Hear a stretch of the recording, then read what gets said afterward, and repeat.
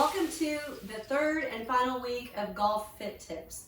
In the first week, we focused on hip strength and the transitional power from our backswing to our follow through. Week 2, we worked on rotational strength with our core, and we did some anti-rotation drills to strengthen those muscles that control rotation in our core. Today, we're going to focus on glute strength and what you can do to get your glute muscles stronger, which will absolutely power your ball and help your ball go farther. So let's get started. When you do a squat, a traditional squat, your feet are about hip width or shoulder width apart. I like to flare the toes out just a little bit instead of keeping them directly straight ahead. Now you can use a chair or a wall for assist if you need it. I've got a club. That club is going to be out front and helping us counterbalance and reminding us to keep our torso nice and rigid and our chest proud and upright. As your feet are that distance apart, I want you to focus on your heels. I want your weight to be back on those heels. So this is going to be a very glute-loaded squat. Traditionally, when a squat is performed, it's predominantly your quadricep or those leg muscles. Those are important too. But our focus is the glute. So we're going to glute load, and we do that by focusing the weight shift to the heels and holding it under tension for a bit. Take your club out front, and we're going to sit back. As you sit back, you want to push your feet to the outside of your shoes. So you're not just simply going into that squat, but you're pushing your feet to the outside of your shoes. What that does is it invokes those hip muscles and outer thigh muscles, and most importantly, it keeps our knees tracking straight. If we don't focus on pushing those feet out, then our knees can drop in, and that can cause more of a structural and positional problem overall and spinally. So listen to me on this one. Push those feet out. As we push the feet out, our toes are flared a bit. As we go down, we're going to keep the chest up and use that golf club out in front of us to remind us to keep the chest up and not to hinge forward here. And then we're going to come to stand.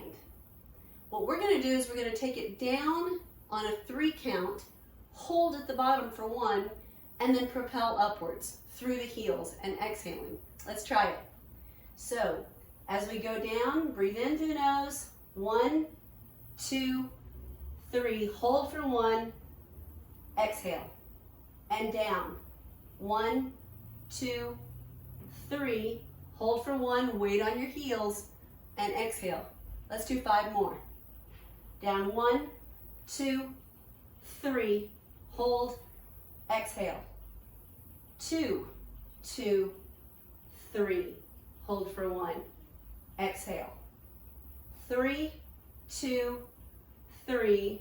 Hold for 1. Exhale. 4, 2, 3. Hold for 1. Exhale. And last one. 5, 2, 3. Hold for 1. And exhale. Whew. So again, glute-loaded squats are our goal, to strengthen those glute muscles. Another exercise I would recommend, after doing 5 to 10 reps of that glute-loaded squat with your golf club as that counterbalance, use your golf club, come against a wall, and try to do a wall sit. Now that club can be in the center or the side, but again, load those heels. Load your heels, not your toes. You don't want to feel pressure in your toes. Load your heels. If you can, try to get your hip crease a little lower than your patella, keeping the shoulders back and using that club for support or a wall or a chair. Hold it for 10 seconds, 5 seconds, whatever you can, and then come on up, shake it out, then go back to another set of those glute-loaded squats. 5 of those, wall sit for a few seconds, shake it out, and try another set. Again, simple exercises to help us hit it farther and bring our scores down. We'll get to cutting in the next series. Thank you so much for viewing and doing, and get on it.